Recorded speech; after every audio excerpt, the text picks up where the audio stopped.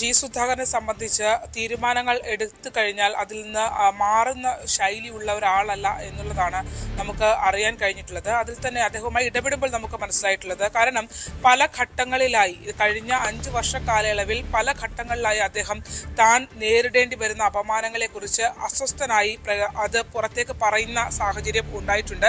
പലപ്പോഴും നമ്മൾ തന്നെ അത്തരം സാഹചര്യങ്ങൾ റിപ്പോർട്ട് ചെയ്തു. അതിൽ ഏറ്റവും പ്രധാനപ്പെട്ടതായിരുന്നു 5 വർഷ കാലയളവിൽ കഴിഞ്ഞ 5 വർഷത്തിന്റെ തുടക്കത്തിൽ അദ്ദേഹം പറഞ്ഞ ഒരു വാക്ക്. അതായത് പൊളിറ്റിക്കൽ ക്രിമിനലിസമാണ് ആലപ്പുഴയിൽ നടക്കുന്നത് എന്ന് അദ്ദേഹം തുറന്നു പറയുന്ന ഒരു അവസ്ഥ ഉണ്ടായിരുന്നു. അന്ന് ഈ പൊളിറ്റിക്കൽ ക്രിമിനലിസം എന്ന് അദ്ദേഹം മാധ്യമങ്ങൾക്ക് മുന്നിൽ പറഞ്ഞ് ഇത്രയും നാൾ പിന്നിടുമ്പോൾ ഏകദേശം 5 വർഷത്തോളം ഈ സർക്കാരിന്റെ തുടക്കകാലത്തായിരുന്നു അത്തരത്തിലൊരു ആക്ഷേപം ജി സുധാകരൻ ഉന്നയിച്ചത്.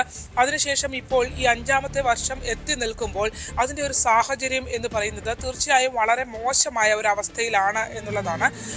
അത് ജി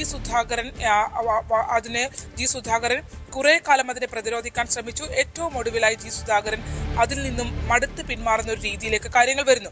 അതിൽ തന്നെ സ്ഥാനാർത്ഥിത്വം അടക്കമുള്ള വിഷയങ്ങളും ഇതിനകത്ത് കാരണം ആയി വരുന്നുണ്ട്. കാരണം 2 ടേം വ്യവസ്ഥയിലാണ് ജി സുധാകരൻ മാറ്റി നിർത്തപ്പെടുന്നത്. അങ്ങനെ ജി സുധാകരൻ, തോമസ് ഐസക് ഉൾപ്പെടെയുള്ള പ്രമുഖർ മാറ്റി നിർത്തപ്പെടുന്നത്.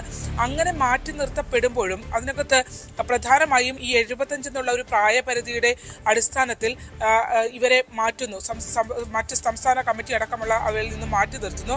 അതോടൊപ്പം തിരിച്ച് വളരെ സജീവമായ രാഷ്ട്രീയ രംഗത്ത് നിന്നിരുന്ന ഈ ആളുകൾ, പ്രത്യേകിച്ച് ജി സുധാകരനൊക്കെ മന്ത്രിയായി തൊട്ട് പിന്നാലെയാണ് ഇങ്ങനെ ഒരു വനവാസം പോലെ, രാഷ്ട്രീയ വനവാസം പോലത്തെ ഒരു അവസ്ഥയിലേക്ക് മാറ്റപ്പെടുന്നത്.